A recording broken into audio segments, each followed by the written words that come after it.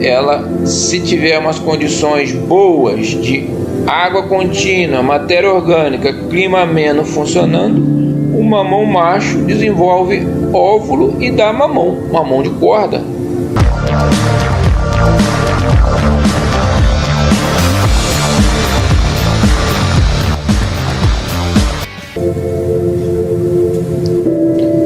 Existem mecanismos que levam à alogamia ligada à questão genética.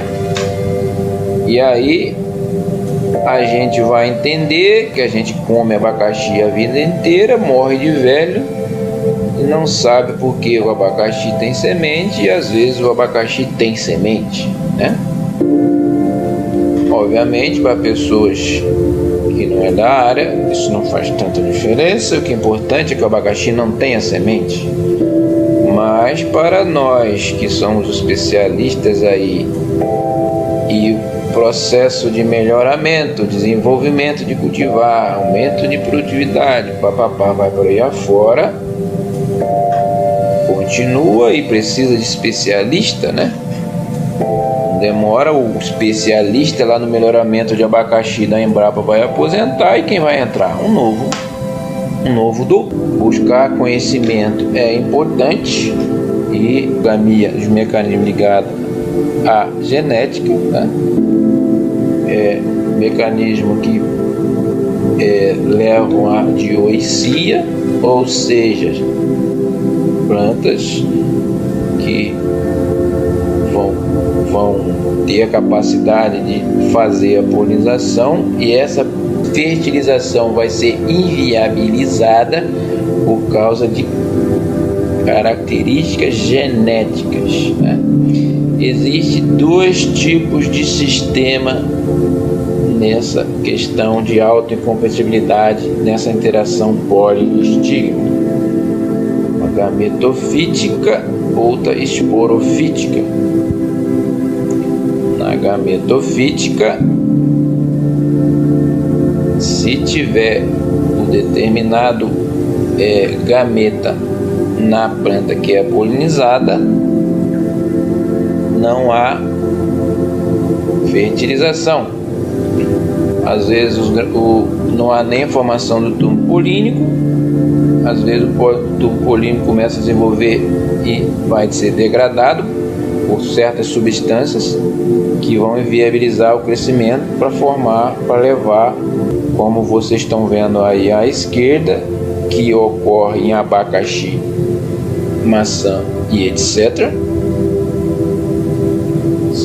Se a gente tem um abacaxi que tem o gene S1, S2 e outra planta do lado idêntica, que foi retirada de muda de rebento geneticamente, a propagação do abacaxi é feita por rebento, portanto, teoricamente essas plantas são idênticas, a não ser que tenha ocorrido mutação somática. Então, esse caso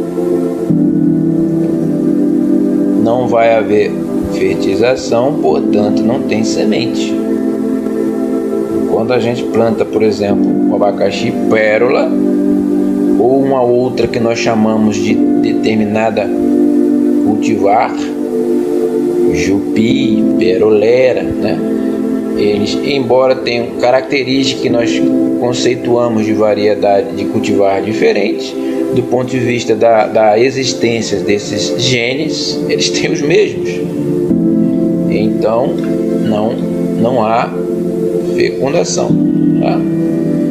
Quando se tem abacaxis diferentes, ou seja, maior diversidade genética, ocorrendo diferença, por exemplo, vem um grão de pólen com gene S2 lá daquela planta, e aí vai polinizar um óvulo com o gene S3, como esses genes são diferentes, vai haver a fecundação. Quando os indivíduos são bem diferentes, S1, S2, e o outro tem S3, S4, ou seja, se essa característica desse gene está ligada a muitas características morfológicas, fenotípicas que a gente aprecia, observa, a gente vai ver que vai ocorrer um maior nível de formação de sementes, né? Mais semente, porque a polinização é facilitada. Obviamente, isso só vai acontecer se houver polinizador, porque, como o título diz, não se esqueça, são plantas alógamas, então é de polinização cruzada. A incompatibilidade, essa interação polistigma esporofítica, né, ela é dada por um gene dominante, e no caso aí é a mesma sequência da esquerda, para vocês verem os níveis, como isso diferencia. Então, nas brássicas é mais complicado ainda, na couve-flor, né? Do ponto de vista da natureza, existe alguma coisa que faz com que as brássicas se diferenciem, porque existem várias brássicas, né? Não é à toa que existem, certo? Então, no cruzamento, como vocês estão vendo, tem o gene S1, simplesmente não vai haver polinização, né? No cruzamento que tem o gene S1, S2 e repare que a presença desse S1 na parte feminina da planta também impede a fecundação do S2 no S3 que ocorreu, vocês estão vendo aí na gametofítica, né? Então, o lado que esse S1 tiver, ele domina e impede a fecundação. Agora, se o S1 está do lado agora vindo o pólen, como vocês vêem na última figurinha, ele vai conseguir polinizar a planta, porque lá está o S3, e o S2 vai conseguir polinizar o S4, porque não tem S1 ou de forma sucessiva dentro do óvulo lá, esse gene, né? Isso são fenômenos que a natureza faz, né, para favorecer a alogamia e acrescentar ainda mais o que? Diversidade genética. Olha a natureza quando você entende ela, né? Então, se eu estou pegando uma planta S1, S2 cruzando com S3, S4, o indicativo diferencial desses genes dá a entender que se existe relação com diferença morfológica, por exemplo, tamanho do fruto, tamanho da planta que vai combinar em tamanho do fruto, então a gente está hibridizando os indivíduos bem diferentes, né? E isso pode levar a vigor híbrido, aquela história toda. Então o melhorista, ele de abacaxi ou de plantas como a maçã que vocês estão vendo aí, né, é importante. Então o abacaxi, ele tem a capacidade de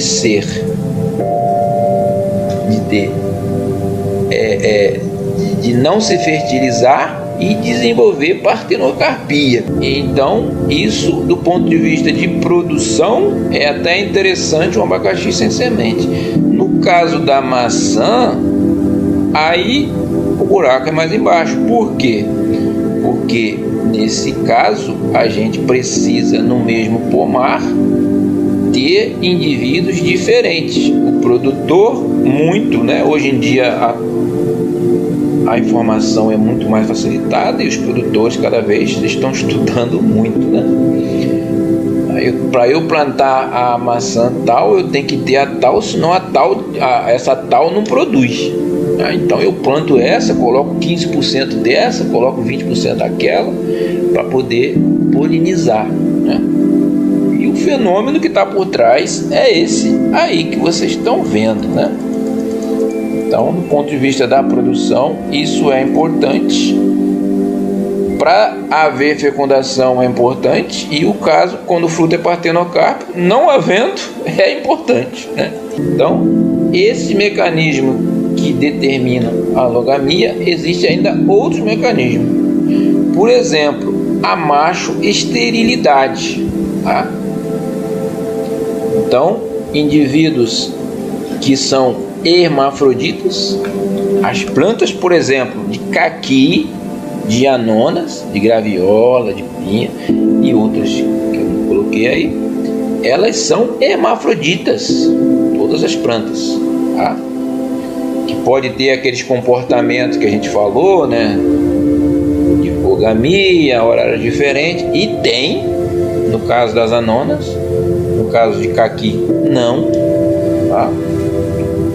E essas plantas, elas podem fazer macho esterilidade e comportarem como fêmeas. E existem plantas, por exemplo, de caqui, que se desenvolveram tendo nessa era do caqui, nessa nossa era existente, que essa planta ela desenvolveu mais, ela desenvolveu mais o ovário, que vai dar origem ao fruto, em detrimento de não ter a parte masculina, né? Macho esterilidade, né? E são plantas interessantes, por exemplo, o caquifuiu, que nós vamos ver. E existem plantas que elas se comportam mais como fêmea para receber pólen, porque essa mesma planta ela pode ter também mais esterilidade feminina, tá? Então, às vezes uma planta ela tem muito mais flores masculinas em detrimento de feminina, tendo um comportamento de formação até de dicogamia, para polinizar uma planta que tem um comportamento mais de masterilidade. É complicado isso, né? Eu sei que para entender isso que eu estou falando é complicado, né? E existem plantas, né, como eu estou dizendo, que tem esterilidade feminina. Então, se é esterilidade feminina, porque essa planta ela é hermafrodita, né? Então, a parte feminina, o ovário fica atrofiado e ela tem a parte masculina que produz pólen, tá? Esse é um conhecimento aí básico na produção de mamão. E está muito ligado ao quê? Fator de ambiente e de característica, influenciando a característica da planta, de forma que ela, ao ser desvigorada, ou um fator de estresse, como falta d'água, que também vai levar a um desvigoramento, na planta vai ser menos vigorosa, ela vai entender que está ocorrendo uma adversidade. O que ela faz? Ela começa a produzir, gastar a sua energia na produção de pólen e não na produção de fruto, porque na produção de fruto de uma planta hermafrodita ela vai gastar energia na produção de pólen, que é grande, porque pólen, como nós discutimos pólen na aula passada, ele, de acordo com as necessidades da efetividade da sua polinização, ele vai ter gasto energético maior ou não. Por exemplo, produzir gordura, óleos, isso é um gasto energético incrível, né? Então, essas plantas, elas evitam o gasto no crescimento desse fruto e diminui a escala de produção de fruto e aumenta a escala de produção de pólen, que é até menos gasto energético, porque está acontecendo uma adversidade. O que é isso, a diversidade no ponto de vista da produção? É o exemplo de um mamoeiro maltratado, um mamoeiro hermafrodita, é claro, né? Um mamoeiro hermafrodita, então ele vai começar a dar mais flores fêmeas estéreis. E aí o que acontece? O mamoeiro produz menos, né? Uma planta fêmea, das plantas dioicas tem a planta fêmea. O que acontece se a planta fêmea ela tem uma diversidade? Ela não deixa de ser fêmea, porque ela só produz a parte feminina. O que ela faz? Ela faz a morte fisiológica desse ovário. Cai muitos frutinhos, né? Uma planta macho de mamão. A planta macho de mamão, na verdade, que nós chamamos de macho, aqui que na verdade é uma planta com fêmea esterilidade. Por quê? ela, se tiver umas condições boas de água contínua, matéria orgânica, clima ameno funcionando, o mamão macho desenvolve óvulo e dá mamão de corda. Então o ambiente ele está em cima aí preponderando, né? E isso é importante na questão produtiva, né? Espero que vocês tenham entendido isso.